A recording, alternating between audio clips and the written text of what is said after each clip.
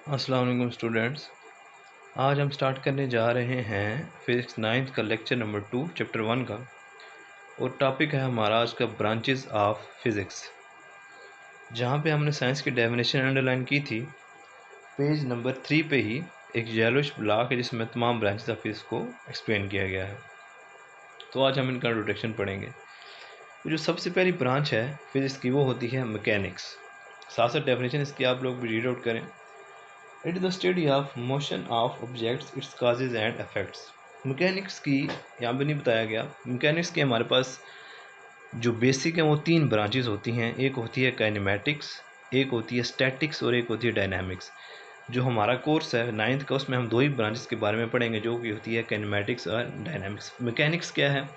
इसमें हम पढ़ते हैं कि जो ऑब्जेक्ट्स हैं मूव कर रहे हैं, उनकी कोई ना कोई मोशन है। वो मोशन किस टाइप की है? वो सीधा मूव कर रहे हैं, वो किसी सर्कल में मूव कर रहे हैं, अपने एक्सिस के अलॉन्ग मूव कर रहे हैं, कैसे मूव कर रहे हैं, टू एंड फ्रो मूव कर रहे हैं, और कोई भी जो बॉडी है वो किस वजह से मूव कर रहा है। तो ये सारी चीज़ें हम पढ़ते हैं मैकेनिक्स में।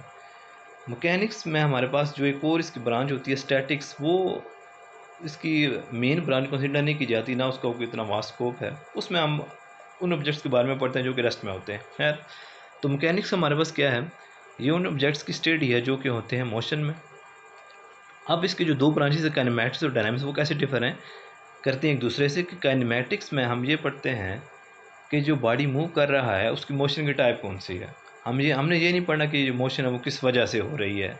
हमने रीजनिंग में नहीं जाना, काज में नहीं जाना। हमने जस्ट ये पढ़ना है कि जो बॉडी मूव कर रहा है वो किस तरह का मूव कर रहा है, उसकी जो मोशन है वो किस तरह की है। वो सीधा मूव कर रहा है, वो एक ही मेन पॉइंट के इर्द गिर्द मूव कर रहा है, वो सर्कल में मूव कर रहा है, वो अपनी एक्सिस के इर्द गिर्द मूव कर रहा है वगैरह। और डायनामिक्स में हम मोशन के बारे में तो पढ़ते हैं, लेकिन जो मेन चीज़ हम डिस्कस करते हैं वो ये करते हैं कि हम पढ़ते हैं मोशन किस वजह से हो रही है।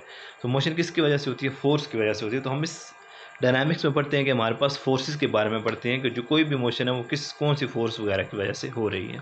तो ये हमारे पास थी जी फिजिक्स की पहली ब्रांच मैकेनिक्स। सेकंड है ब्रांच फिजिक्स की heat. It deals with the nature of heat, modes of transfer and effects of heat. Heat हमें पता है कि पहली साइंसेस आप पढ़ के आए हैं तो आपको पता होगा कि heat is a form of energy. Heat जो है वो फ्लो करती है from hot body to a cold body. कब तक फ्लो कर सकती है हीट? जब तक दोनों बॉडीज़ का टेम्परेचर सेम नहीं हो जाता। इस कंडीशन को हम कहते हैं थर्मल इक्विलिब्रियम। और हमने पढ़ना है इसका, हमारे पास जो 9th चैप्टर वो हीट के बारे में ही है मैक्सिमम। हीट हमारे पास किस तरह से ट्रांसफ़र हो सकती है? हीट हमारे पास जो बेसिक है वो 3 तरह से ट्रांसफ़र हो सकती है। एक होता है प्रोसेस कंडक्शन, एक होता है कन्वेक्शन, तीसरा होता है रेडिएशन। कंडक्शन हमारे पास होती है सॉलिड्स में, जहाँ पे जो पार्टिकल्स है वो एक दूसरे के बहुत पास हैं। एक को एनर्जी मिली, उसने अपनी एनर्जी साथ वाले पार्टिकल को प्रोवाइड की, और इस तरह हमारे पास जो सारा सॉलिड ऑब्जेक्ट है वो हीट अप हो गया। कन्वेक्शन में हमारे पास क्या होता है कि जो ऑब्जेक्ट हीट अप होता है लिक्विड्स में हमारे पास होती है ट्रांसफ़र बाय कन्वेक्शन। तो उसमें क्या होता है कि जो बॉडी हीट अप होता है, जो हमारे पास पार्टिकल्स हीट अप होते हैं वो अपनी जगह छोड़ के चले जाते हैं ऊपर, क्योंकि लिक्विड्स में spaces as compare to solid ज़्यादा होती हैं, ऊपर चले जाते हैं। उनकी जगह हमारे पास होल्स बन जाते हैं, उनकी जगह आके ठंडे पार्टिकल्स लेते हैं, उनको फिर एनर्जी मिलती है, वो हीट अप होते हैं, और एज अ रिजल्ट ये प्रोसेस चलता रहता है और हमारा जो तमाम लिक्विड है, फ्लूइड है, वो हमारे पास हीट अप हो जाता है। तीसरे हमारे पास होती है रेडिएशन। रेडिएशन हमारे पास जब भी हमने बहुत दूर तक एनर्जी को पहुँचाना हो तो वो इन the form of waves transfer होती है। जो सन से हम तक रोशनी पहुंच रही है वो हमारे पास in the form of waves आ रही है through the process of radiation. तो रेडिएशन भी हमारे पास mode of transfer of heat है, जो हमारे पास गैसेस वगैरह में होता है, और जब हमारे पास हमने बहुत दूर तक एनर्जी को पहुंचाना हो तो हम इन चीज़ों के बारे में डिस्कस करेंगे इंशाल्लाह। तीसरा जो हमारे पास तीसरी ब्रांच है हमारे पास फिजिक्स की, वो है sound. It deals with the physical aspects of sound waves, their production, properties and applications. हम पढ़ेंगे कि साउंड के बारे में। साउंड क्या है? साउंड हमारे पास एक वेव है।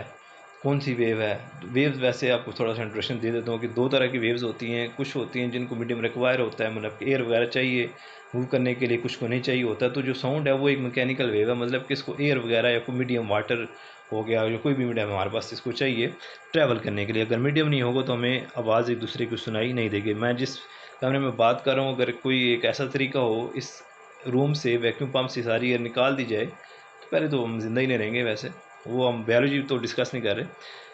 तो जो हमारे, मैं बोलता रहूँगा आपको कोई भी आवाज़ सुनाई नहीं देगी। तो बात क्या है हमारे पास कि जो साउंड है उसको कोई ना कोई पार्टिकल चाहिए ट्रैवल करने के लिए। अगर पार्टिकल्स नहीं है तो हमारे पास हम बोलते रहेंगे तो अगले को कुछ भी हमारे पास सुनाई नहीं देगी, क्योंकि ये हमारे पास मैकेनिकल वेव है। इसके अलावा हम पढ़ेंगे कि ये साउंड प्रोड्यूस क्यों होती है। साउंड हमेशा एक वाइब्रेटिंग बॉडी से प्रोड्यूस होती है, कैसे ट्रैवल करती है हमारे ईयर्स तक कि हम बोलते हैं।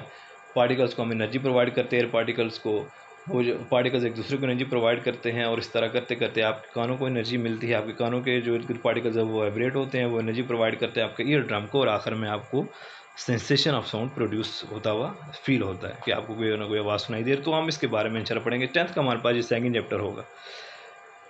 चौथी ब्रांच है जी हमारे पास भी इसकी, वो है लाइट। ये हमारे पास थर्ड चैप्टर होगा 10th का।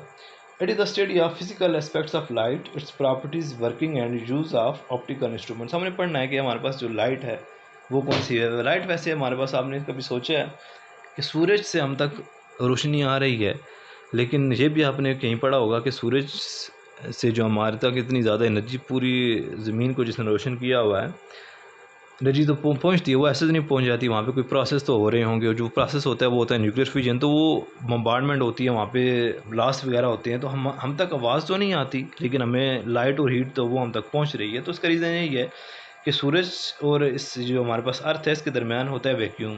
अब वो जो ब्लास्ट होते हैं उनकी आवाज़ हम तक क्यों नहीं आती, क्योंकि जो साउंड है वो एक मैकेनिकल वेव है, वैक्यूम में कोई पार्टिकल ही नहीं है, तो हम तक आवाज़ नहीं पहुँचेगी। लेकिन हीट और जो लाइट है वो हम तक पहुंच रहे हैं। वो क्यों पहुंच रहे हैं? क्योंकि जो लाइट है वो हमारे पास एक इलेक्ट्रोमैग्नेटिक वेव है। इलेक्ट्रोमैग्नेटिक वेव कौन सी वेव होती है? जिसको ट्रैवल करने के लिए किसी भी मीडियम की रिक्वायरमेंट वगैरह नहीं होती। इसके बारे में हम उसके फिनोमेनल्स पढ़ेंगे कि रिफ्लेक्शन ऑफ लाइट क्या है, रिफ्रैक्शन ऑफ लाइट क्या है, डायरेक्शन हमारे पास, इस तरह की चीज़ें हम पढ़ेंगे इंशाल्लाह। जो नेक्स्ट ब्रांच है फिर इसकी, वो है हमारे पास electricity and magnetism. It is the study of the charges at rest and in motion. जो हम चार्जेस को स्टडी करते हैं एट रेस्ट, उसको हम बोलते हैं static electricity. And in motion, वो जो हमारे पास चार्जेस मूव कर रहे होते हैं, वो हमारे पास जो हमारे घर में पहुंच रही है इलेक्ट्रिसिटी जो होती है, main dynamic charges. There effects and their relationship with magnetism.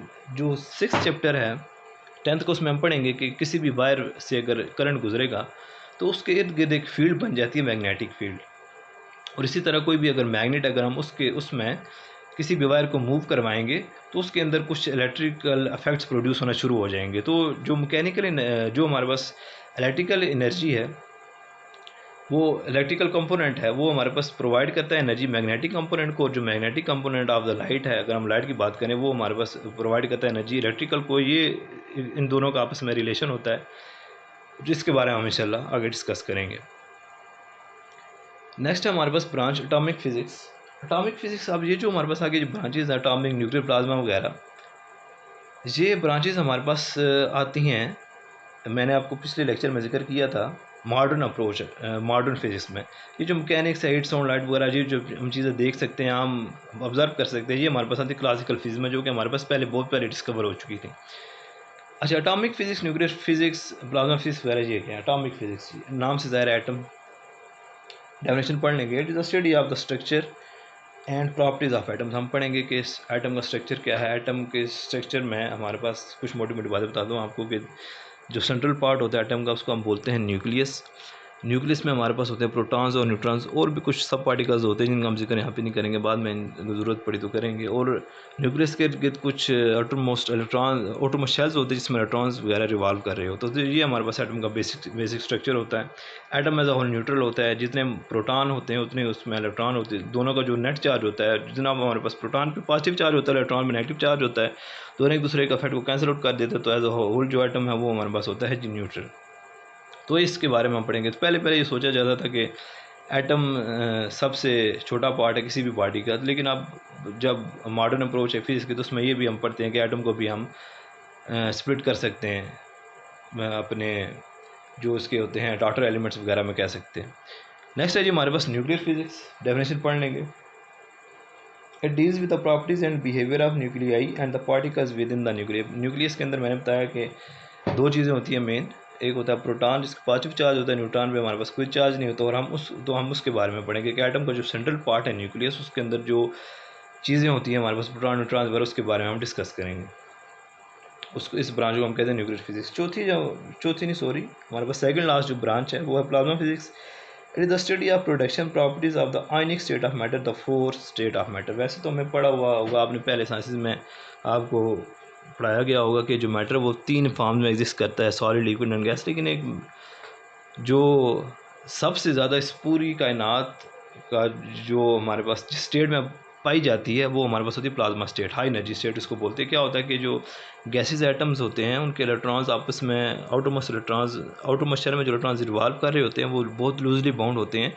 जब उनको थोड़ी सी भी एनर्जी प्रोवाइड की जाए तो वो अपने आउटर मॉइस्चर को छोड़ के वहाँ से बाहर निकल आते हैं। तो जब एटम इलेक्ट्रॉन पे ऊपर नेगेटिव चार्ज होता है, एटम एज ऑल न्यूट्रल होता है, जब उसमें से एक इलेक्ट्रॉन निकला तो नेट चार्ज हमारे पास जो एटम उस पर आ जाता है पॉजिटिव। अब ये जो आयन्स की फॉर्म में, अब जो एटम है वो क्या बन गया, एक आयन बन गया।